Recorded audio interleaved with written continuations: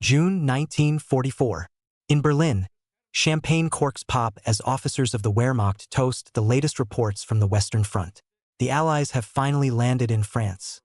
Operation Overlord is underway. For Hitler's generals, this is good news. The invasion means that the long-awaited, decisive battle will happen in the West, where the Reich still believes it holds the advantage. The Eastern Front, in their minds, is static, exhausted, frozen, predictable. They are wrong, because at that very moment, hundreds of miles away, in the swamps and forests of Belarus, the Red Army is silently preparing the most devastating offensive of the Second World War. An operation so massive, so perfectly concealed, that it will wipe an entire German army group from the map. Its name, Operation Bagration, named after Prince Pyotr Bagration, a hero of the Napoleonic Wars who died defending Russia from invaders. The operation was Stalin's long-awaited revenge. 2 years after the German defeat at Stalingrad, the Soviets were no longer the desperate defenders of 1941. They were the predators now. Yet the brilliance of Bagration was not its brutality. It was its deception.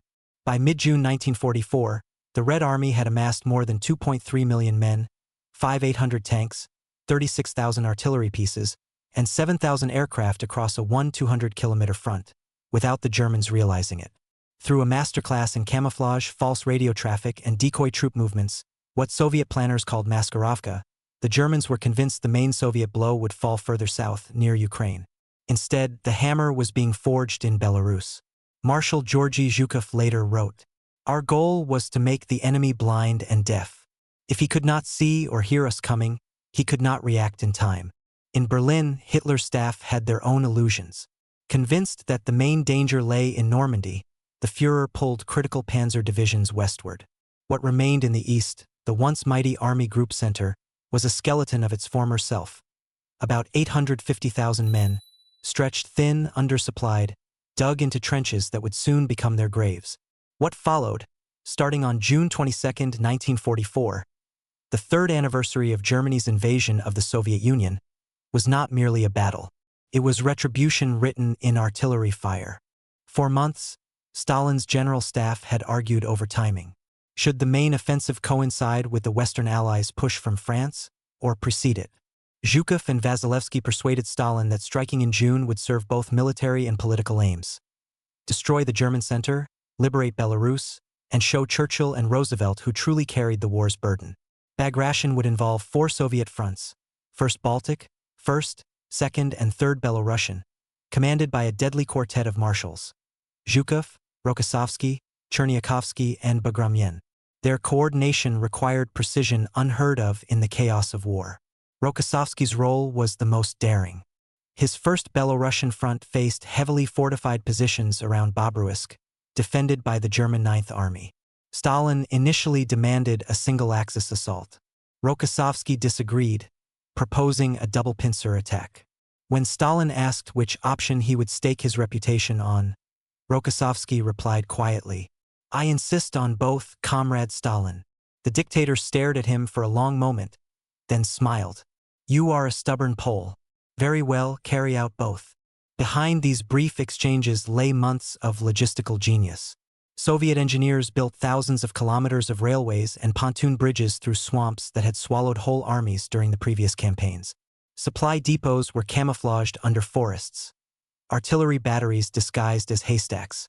Dummy radio networks mimicked fake troop concentrations near the Baltic, drawing German reconnaissance northward. Meanwhile, partisan units, nearly 143,000 fighters operating behind German lines, began what was called the Rail War, demolishing tracks, ambushing convoys, and cutting telegraph wires.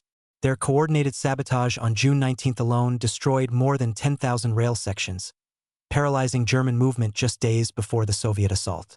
This was maskirovka at its absolute peak. A deception so layered that even when intercepted reports hinted at a buildup, the German command dismissed them as Soviet bluffing. Field Marshal Ernst Busch, commander of Army Group Center, was warned by intelligence officers that the Soviets might strike soon. His reply was fatalistic. "Let them come. We have our fortifications, and the Russians will exhaust themselves again." Those fortifications, thin concrete, scattered bunkers, minefields barely replenished, were no match for what was coming. At 4 a.m., June 22, 1944, the horizon of Belarus exploded. Over 4,000 artillery guns fired in unison across the front. Entire forests vanished under shells. Villages simply ceased to exist. One German officer later recalled, "It was as if the gates of hell had opened and we were standing at the threshold." Within hours, Soviet assault battalions surged forward. Infantry advanced behind rolling barrages, followed by swarms of T-34s, Su-152s, and the newer IS-2 heavy tanks. Soviet air superiority was overwhelming, over 7,000 sorties per day. Luftwaffe opposition was negligible. Most German fighters had been redeployed to defend against the Allies in France. The first shock came at Vitebsk. The 3rd Belarusian front smashed through the lines of the German 3rd Panzer Army, cutting off 5 divisions. By June 24, Vitebsk was encircled. Hitler forbade withdrawal. By June 27, it was annihilated, 20,000 German troops killed or captured. Further south, at Orsha, Soviet engineers deployed rocket artillery, Katyushas, in concentrations unseen before. When the first salvos roared, witnesses said the ground itself seemed to breathe fire. German defenses evaporated. The strategic highway to Minsk was open, but the masterpiece unfolded around Bobruisk. Rokossovsky's double pincer plan worked to perfection. Northern spearheads crossed the Berezina River under heavy fire. Southern groups struck from swampy terrain the Germans deemed impassable. By June 27, the 9th Army was trapped. Of its 70,000 men, barely 10,000 escaped. The rest were captured, killed, or swallowed by the marshes. Captured reports described soldiers wandering through burning forests, begging for ammunition, horses collapsing from exhaustion. Soviet troops filmed endless columns of prisoners. Grim, hollow-eyed men who had once marched into Russia singing. Operation Bagration had shattered the entire central segment of the Eastern Front in 6 days. The collapse cascaded.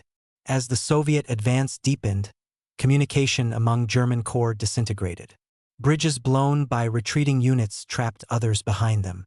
Hitler replaced Field Marshal Busch with Walter Model, known as the Fireman of the Reich.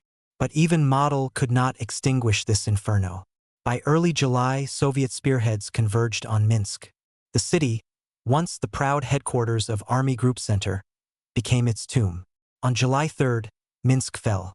Over 100,000 Germans were surrounded west of the city. Only 10,000 broke out. The rest marched east as prisoners. 57,000 of them paraded through Moscow days later.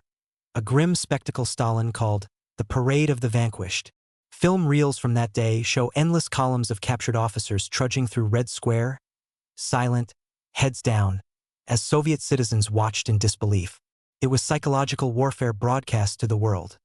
The invaders who once reached the gates of Moscow now stood defeated in its heart. In total, Army Group Center ceased to exist. 25 divisions destroyed, over 400,000 casualties. It was, by any measure, the most catastrophic defeat in German military history, greater even than Stalingrad. Among the ruins of Belarus, entire landscapes had changed. Villages flattened, railways twisted like ribbon.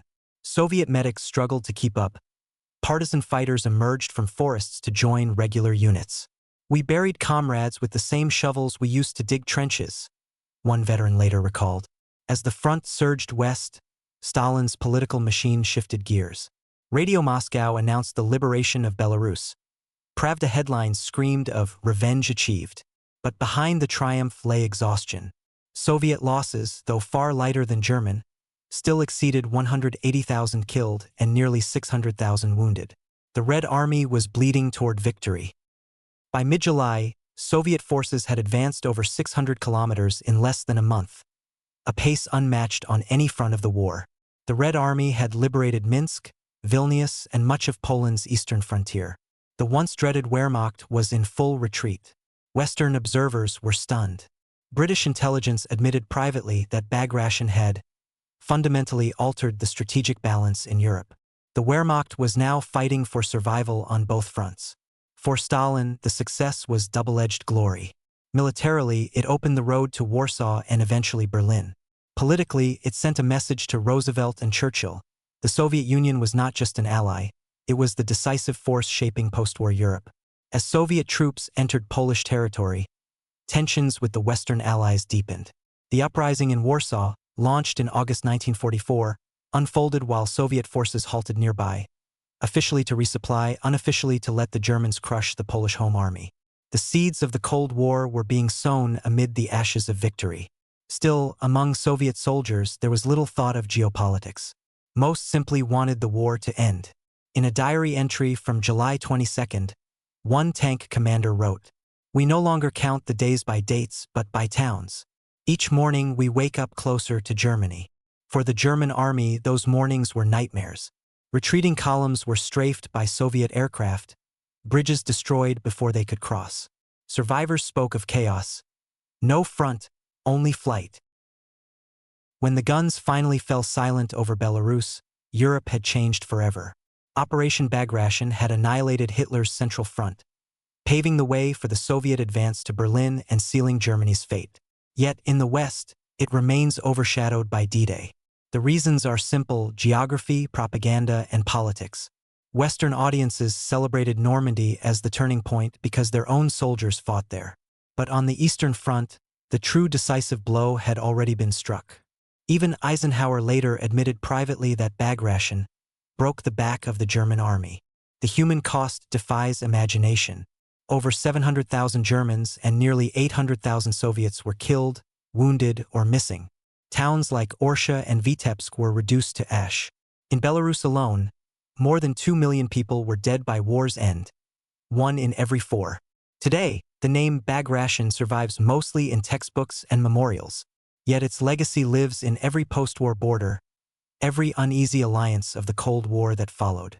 It was not just a victory, it was a redefinition of power. Marshal Zhukov wrote years later, "We learned that wars are won not only by courage, but by deception, logistics, and steel." That triad, intelligence, industry, and sheer endurance, became the foundation of the modern military world. And as the smoke cleared over Eastern Europe, one lesson remained. Empires rarely fall in one battle, but they can begin to die in a single month. Operation Bagration was that month. The moment when the Eastern Front stopped being a German front and became a Soviet highway to history.